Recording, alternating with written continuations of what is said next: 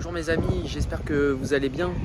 Je m'étais promis de ne pas faire de vidéo durant mes vacances. Je voulais mettre mon cerveau en mode pause, mais en réalité c'est pas possible. Je marche beaucoup ici, surtout sur la plage, sur le sable. Et c'est vrai que quand je suis en mouvement, les idées viennent très vite. Et ça bout là-dedans et il y a beaucoup de choses qui viennent et que j'aimerais partager avec vous. Je ne sais pas si c'est pareil pour vous, mais chez moi, l'inspiration vient quand je suis en mouvement.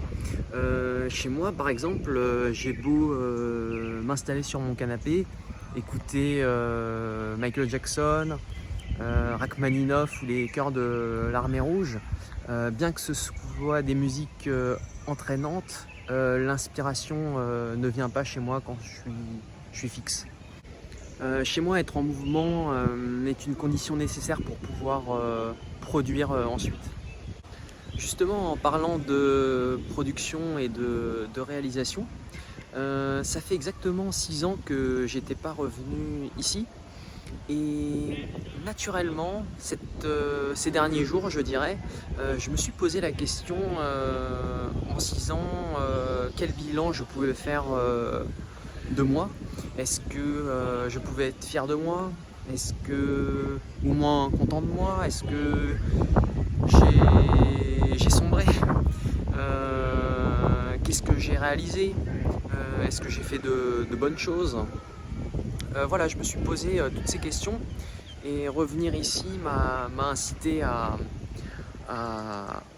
se les poser naturellement.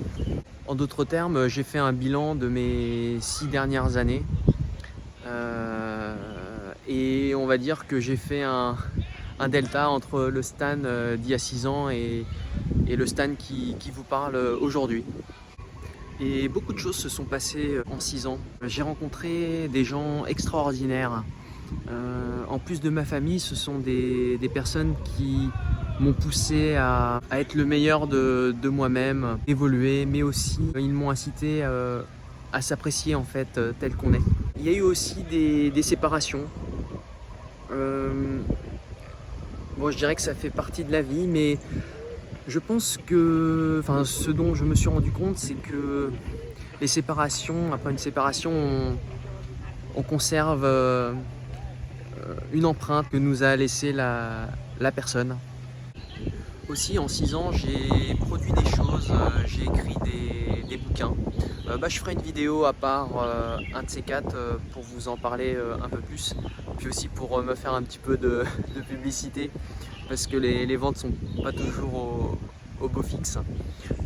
Avec Laurent, on a aussi créé une chaîne, Praxis et Psyché. C'est beaucoup de travail, mais aussi beaucoup de plaisir et une expérience humaine à vivre.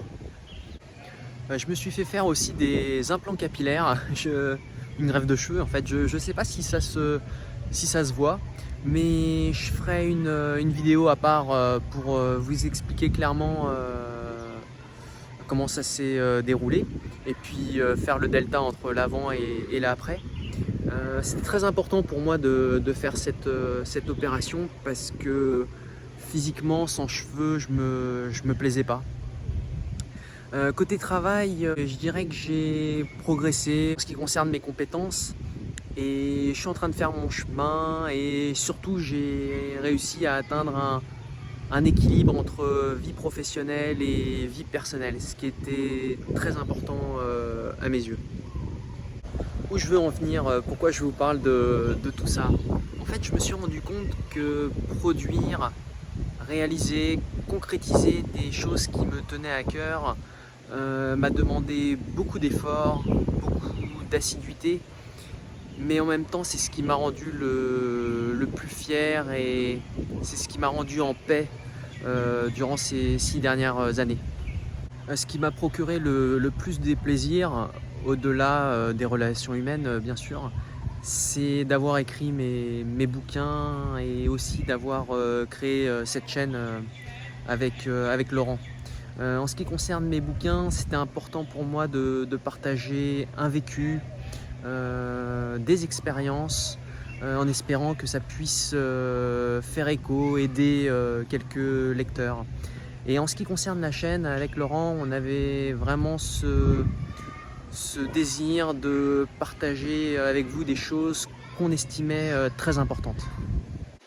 Et même s'il s'agit que d'une bouteille jetée en mer, hein, comme on dit, avoir su concrétiser ces choses, c'est comme avoir accouché de soi-même, en quelque sorte. C'est d'avoir laissé une empreinte, aussi infime soit-elle.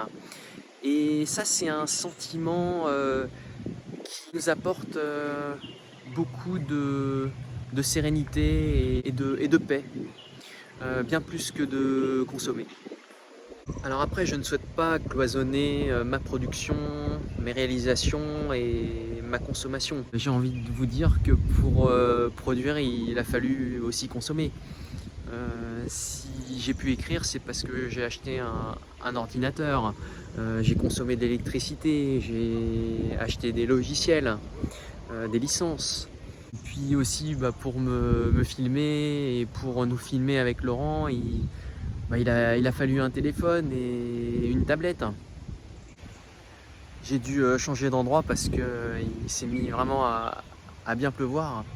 Et même par rapport à ma greffe de cheveux, qui est de l'ordre de l'esthétique, et qui pour moi donc est plus de l'ordre de la consommation, ça a été... c'était très important pour moi de la réaliser, hein, comme je vous en avais fait part tout à l'heure. Sans elle, j'aurais, pour tout vous dire, même pas pu m'afficher sur YouTube, hein, tellement que je ne m'appréciais pas du tout. Et donc elle m'a aidé aussi à pouvoir produire en fait.